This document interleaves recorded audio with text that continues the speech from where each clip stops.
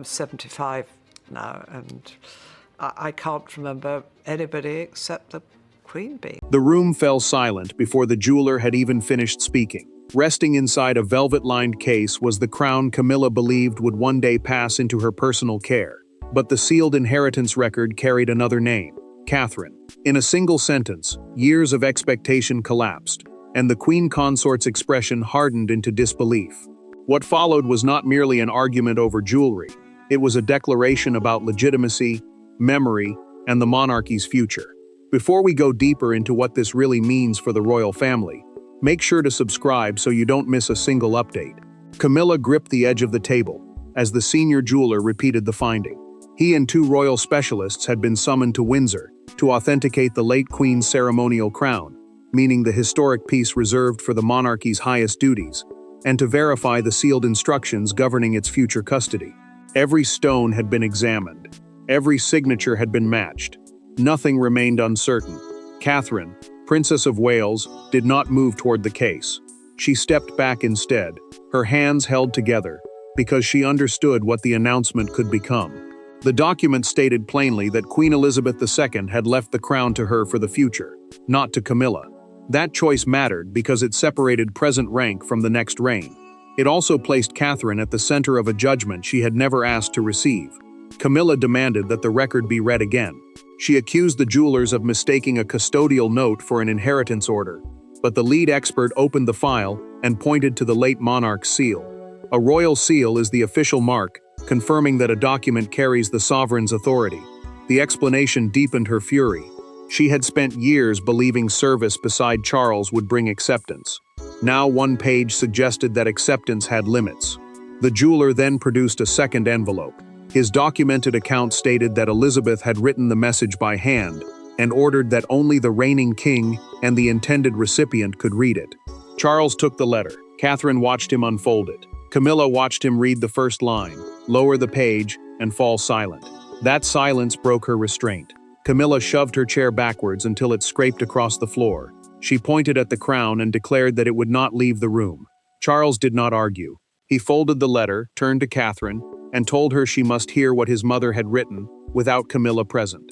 As the doors closed between the two women, the crown remains on the table, but the real battle has already moved beyond gold and diamonds. To the public, the crown was a priceless relic. To Camilla and Catherine, it represented something far more dangerous: acceptance. One woman had spent decades fighting to stand beside the king without apology. The other had carried the expectations of the future with disciplined silence. Neither had asked for this confrontation, yet both understood its meaning. The late Queen's decision had placed them on opposite sides of a judgment that could no longer be avoided. Camilla followed Charles into a private room and closed the door behind them. For years, she had tried to escape the scandals that once defined her, and prove herself worthy of standing beside the monarch. A royal consort is the spouse of a reigning sovereign, expected to support the crown without holding the sovereign's constitutional power. Yet the crown's inheritance suggested that service had not brought the acceptance she believed she had earned. Camilla looked directly at the king and asked the question she had carried for years. Had his mother ever truly accepted her, or had Queen Elizabeth merely tolerated her to protect Charles and preserve the institution? He hesitated, and that pause wounded her more deeply than any answer. She told him the crown was not simply jewelry. To her, it was proof that the past had finally released its grip. Now that proof had been handed to Catherine. Catherine faced a different kind of pain. Speaking privately with William, she admitted that the inheritance felt less like an honor and more like a burden capable of tearing the family apart. The princess had built her role slowly through restraint, stability, and duty, preparing for the next reign without openly reaching for it. A future queen is the woman expected to serve beside the next king when succession brings him to the throne. That future had suddenly become dangerously present. William understood the message hidden inside the decision. He told Catherine the crown had not been given because of her current rank. It had been entrusted to the person the late monarch believed could protect its meaning when the monarchy entered its next chapter. He spoke carefully, but she heard the warning beneath his words. Accepting it could strengthen the crown while destroying any fragile trust left between the two women. Catherine removed her engagement ring and placed it beside the unopened letter. She told William she would not read Elizabeth's private message until Charles confirmed that doing so would not humiliate Camilla. The prince watched her closely, realizing that her refusal to celebrate was exactly why the late queen may have chosen her. Charles finally broke his silence. He revealed through a private conversation with Camilla that his mother had discussed the crown with him years earlier, though she had refused to name its future custodian. Then his voice changed. The decision, he admitted, had not begun with the jewelers. It had begun after one disastrous ceremony.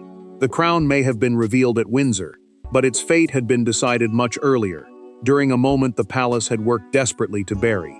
Years before the crown was placed between Camilla and Catherine, a smaller incident unfolded behind closed doors. It lasted less than 10 minutes, yet those present would later remember it as the moment everything changed. There were no cameras, no public argument, and no official announcement. Only a ceremonial rehearsal, an altered instruction card, and Queen Elizabeth watching in silence as a boundary she considered sacred was crossed. From that day forward, the crown's future was no longer uncertain. Queen Elizabeth understood that royal jewels carried obligations far beyond beauty. Ceremonial jewels are historic pieces used during major state occasions to represent the authority and continuity of the monarchy, rather than the private possessions of whoever wears them. She guarded that distinction fiercely because once personal desire entered the arrangement, the symbols of the crown could become trophies in a family struggle. Camilla had grown more confident as her public role expanded. She began taking a closer interest in which jewels appeared at official ceremonies, where they were displayed, and which members of the family stood nearest to them. The Queen Consort saw this involvement as proof that she had finally been accepted. Elizabeth saw something more dangerous, a growing belief that present seniority could shape the future. The breaking point came during a private Commonwealth reception rehearsal at Buckingham Palace. A Commonwealth reception is a formal gathering connected to the Association of Nations that maintain historic ties with Britain and the monarchy. Catherine had been assigned a ceremonial position beside the crown display, reflecting her place in the next generation. Camilla quietly ordered an aide to replace the instruction card and put her own name in that position. Elizabeth noticed immediately. The monarch walked to the display, removed the altered card, and restored Catherine's name without raising her voice. She then told Camilla that seniority could not be used to rewrite succession. Succession is the legal order determining who will inherit the throne and carry the monarchy forward. Only a few aides heard the correction, but the silence around them made it feel devastatingly public. Camilla's face tightened. She told the Queen she had only been trying to prevent confusion, yet Elizabeth did not accept the explanation. The older woman repeated that ceremonial order existed to protect the future from personal pressure. Feeling humiliated, Camilla left before the rehearsal ended. Catherine remained unaware of the confrontation, and later assumed the seating adjustment had been a simple clerical error. Elizabeth acted that same evening. According to her private secretary's documented account, she summoned her personal jeweler and dictated new custodial instructions, meaning written directions controlling who would protect and eventually receive the crown after her death. When the room emptied, she returned to the closed case, rested her hand upon it, and said, "It must go where duty will outlive desire." Charles now understood why the memory had returned with such force. Through a private conversation, he admitted that Camilla had discovered the rehearsal was never forgotten. She was no longer prepared to endure the judgment quietly. What began as a quiet correction under Elizabeth's gaze is about to become a confrontation no living monarch can contain. Camilla did not wait for advisors, lawyers, or palace officials. She found Catherine in a private drawing room and closed the door behind her.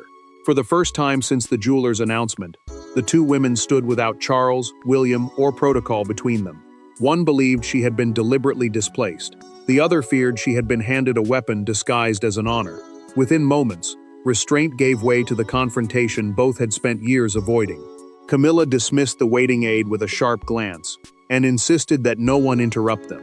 An aide is a member of royal staff who manages duties, correspondence, and private arrangements. By sending that protection away, the Queen Consort made the meaning clear. This was no longer a palace discussion. It was personal. Catherine remained near the sealed case, but she did not reach for it.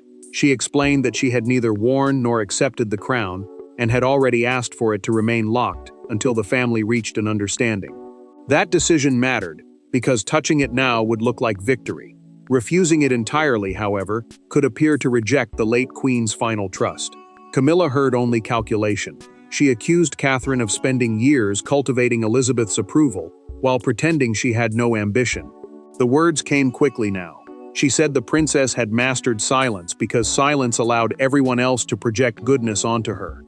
Catherine listened without interrupting, but the accusation struck deeply. She had spent years controlling every reaction, and now that restraint was being used against her, Catherine finally answered. She told Camilla she would not apologize for earning the late monarch's trust, and she would not reject a duty simply to soothe another person's resentment. The princess spoke quietly, yet the calmness made every sentence harder. She reminded the older woman that she had not written the document, requested the crown, or arranged the announcement. Camilla's anger suddenly broke into something more exposed. She admitted that the decision confirmed the fear she had carried for decades. History would always regard her as temporary. Charles might love her, the public might bow to her, and the palace might call her queen.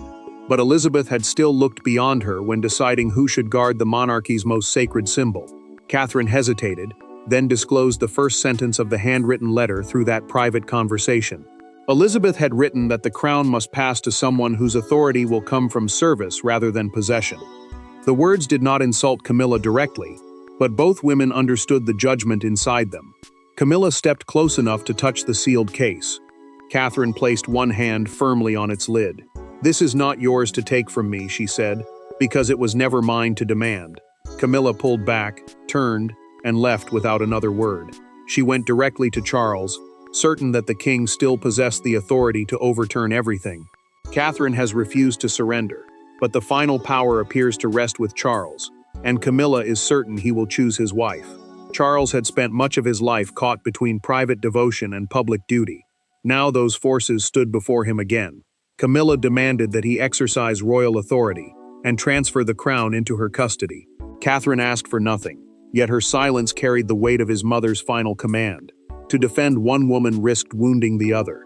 To alter the document risked something greater, proving that the monarch's word could be bent by personal pressure.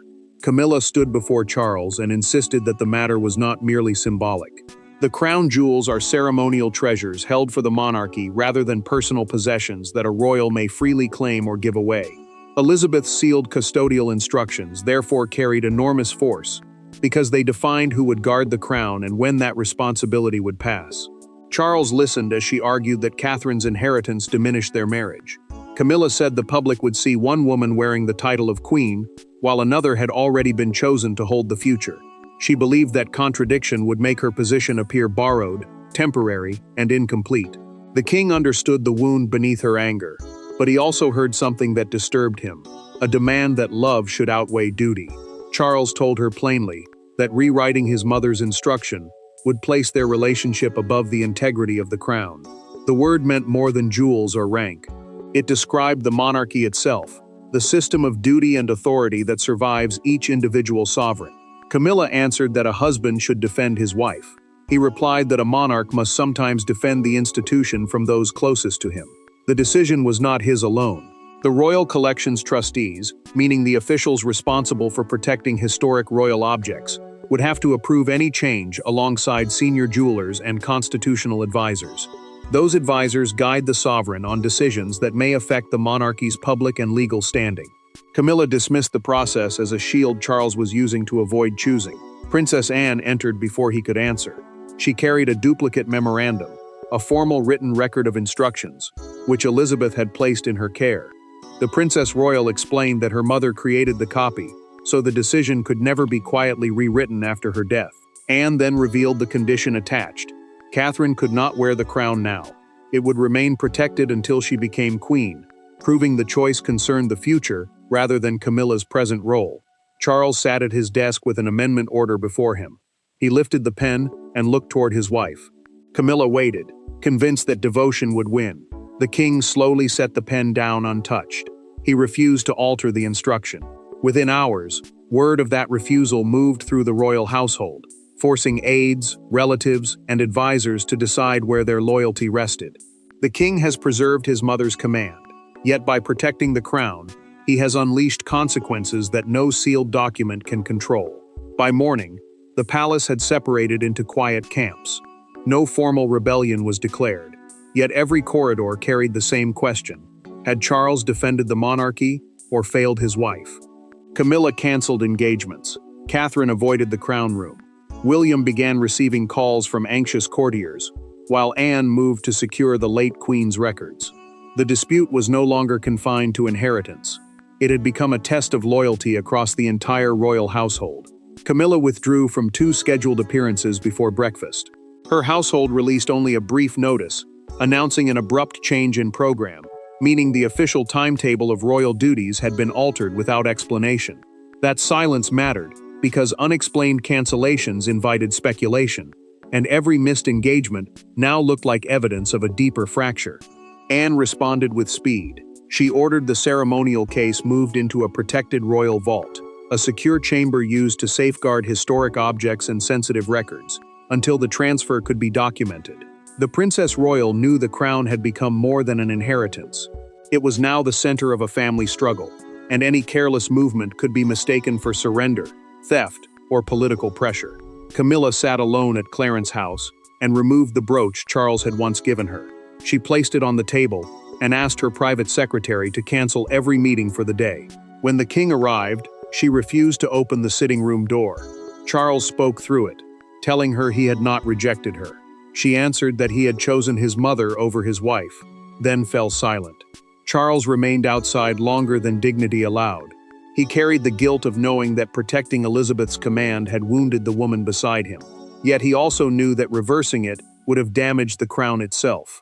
The monarch finally walked away, but the closed door followed him emotionally through every meeting that morning. The fracture widened when one of Camilla's senior aides resigned. According to a written resignation account delivered to the household office, the aide had been ordered to prepare a statement challenging the jeweler's authority. He refused, warning that attacking them would appear to attack the late Queen's judgment as well. Catherine moved in the opposite direction. She asked the trustees to delay any public acknowledgement of the inheritance, hoping to spare Camilla further humiliation. The trustees are the officials responsible for protecting royal property and approving how historic objects are managed. Her request slowed the announcement, but it could not erase what the palace already knew.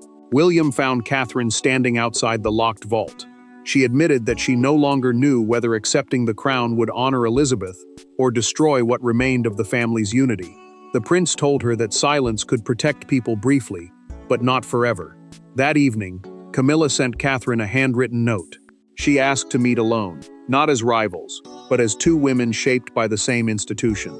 The palace expects another confrontation, but behind a closed door, anger is about to give way to something far more difficult: truth.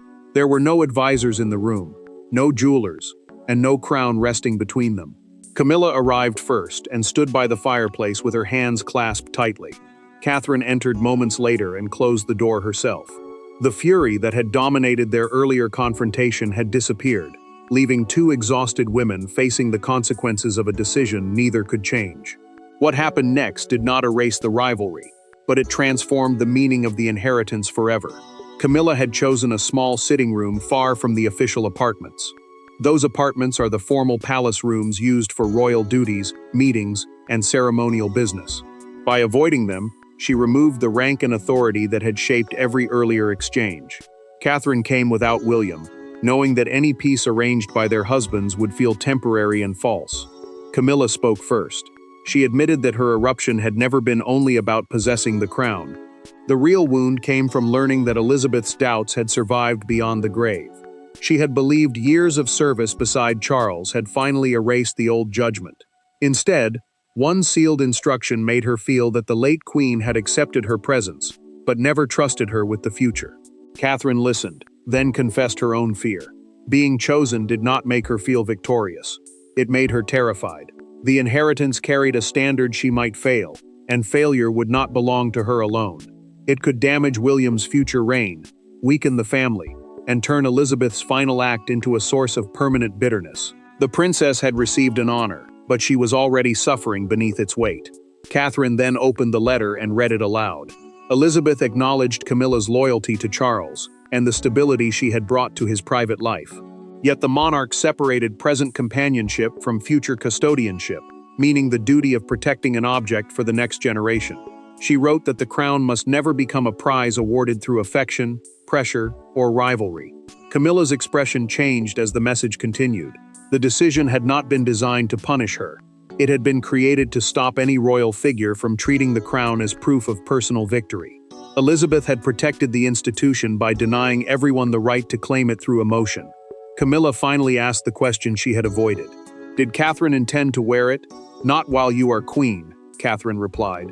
The older woman's shoulders relaxed. She nodded once, accepting both the boundary and the respect inside that promise. Camilla then agreed to support a united statement confirming the late monarch's wishes, without presenting either woman as defeated. Their understanding came too late to contain the story. News of the inheritance had already moved beyond palace walls, and the public was preparing to deliver its own judgment. Their private war has ended, yet outside the palace gates, the crown has become a symbol, onto which the entire country is projecting its hopes and resentments. By sunrise, the secret was no longer contained by palace walls. Newspapers printed Catherine's face beside the crown, broadcasters debated Elizabeth's final intention, and crowds gathered beneath the stone towers of Windsor. Some saw cruelty toward Camilla. Others saw a deliberate passing of trust from one generation to the next. But one image captured the public mood more powerfully than any headline. Two women leaving the same chapel together, neither walking ahead of the other. Charles moved quickly to prevent the story from becoming a public war. He authorized a carefully worded palace statement, confirming the late Queen's instructions, while protecting Camilla's dignity and official position. A palace statement is the monarchy's formal public response, written to explain a decision without exposing every private detail behind it. The king knew one careless sentence could make his wife look rejected, or make Catherine look triumphant. Broadcasters framed the inheritance as a line between the present and the future. Camilla remained the reigning monarch's consort, meaning the spouse who supports the sovereign during his reign. Catherine, however, represented the woman expected to serve beside the next king. That distinction mattered because the crown had not been taken from one woman and handed to another for immediate use. It had been placed in trust for the monarchy's next chapter. Public sympathy split sharply. Some commentators condemned Elizabeth's instruction as a final rejection that followed Camilla beyond the late monarch's lifetime. Others praised the Queen Consort for accepting a painful constitutional boundary, meaning a limit created to protect the institution from personal claims. Camilla heard both judgments, and neither brought comfort. One reduced her to old scandal. The other praised her only after she surrendered. Catherine faced a different burden. Supporters celebrated her as Elizabeth's chosen successor, but she refused to treat the moment as victory. She understood that public admiration could become dangerous if it appeared to humiliate Camilla. The princess therefore declined requests for a separate statement and insisted that the palace speak for both women. The Crown Chronicle captured the national mood with a front page showing the closed crown case beneath the headline, "Her Majesty chose the future." By midday, hundreds had gathered outside Windsor Castle, carrying white roses. Some placed them near the gates for Elizabeth. Others held them silently for Catherine. The single image turned a private inheritance into a public symbol of succession. Camilla and Catherine then attended a memorial service together. As they left, the Queen Consort paused and gestured for the princess to walk beside her. Neither stepped ahead. A reporter asked Camilla whether she still challenged the decision. "It is exactly where the late Queen intended it to be," she answered. That sentence ended the public dispute. Yet one final act remained, the formal transfer that would define what both women had chosen to become. The nation has delivered its judgment, but the monarchy's final verdict will be written in a quieter ceremony, witnessed by the family alone. The crown was never placed on Catherine's head. There was no triumphant ceremony, no defeated rival, and no public spectacle. Instead, the royal family gathered inside the crown room as the jewelers completed the transfer Elizabeth had ordered. Camilla stood beside Charles. William remained close to Catherine. Anne carried the final memorandum. In that restrained moment, the conflict reached its true conclusion.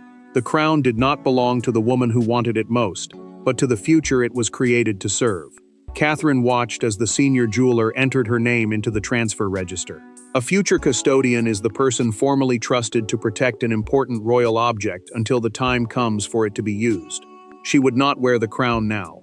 It would remain sealed until she became queen, preserving the difference between Camilla's present position and the responsibility waiting in the next reign. Charles addressed the family before anyone signed. He confirmed that the inheritance did not remove his wife's title, duties, or place beside him. Camilla remained the queen of his reign, and nothing in Elizabeth's instruction changed that fact. The king understood at last that his mother had not selected a favorite.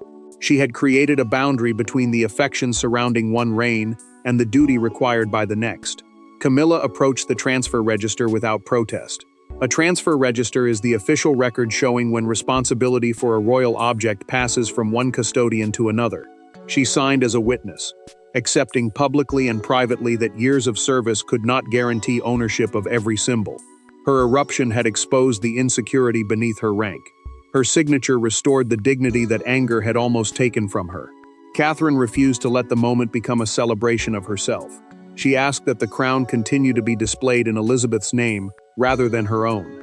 That choice mattered, because it turned the inheritance away from personal triumph and back toward continuity. The princess had been trusted with the future, yet she honored that trust by refusing to claim the present. Anne closed the inheritance file with quiet finality. William reached for Catherine's hand, and she held it as the weight of the decision settled between them. Camilla then looked toward the jeweler and personally gave him permission to lock the case. No one challenged her. No one needed to. Catherine turned before leaving and thanked Camilla quietly. "Protect it better than we protected each other," the Queen Consort replied. The two women walked out together. Camilla remained the queen beside Charles. Catherine became the guardian of what would follow. The crown represented neither victory nor rejection. It carried Elizabeth's final lesson. Royal symbols survive only when personal desire gives way to duty. The distinction had wounded them, tested them, and finally clarified them. The case was locked, the record was signed, and for the first time since the jewelers spoke, no one in the room disputed where the crown belonged. Thanks for watching. Please don't forget to like and subscribe, and we will see you in next one.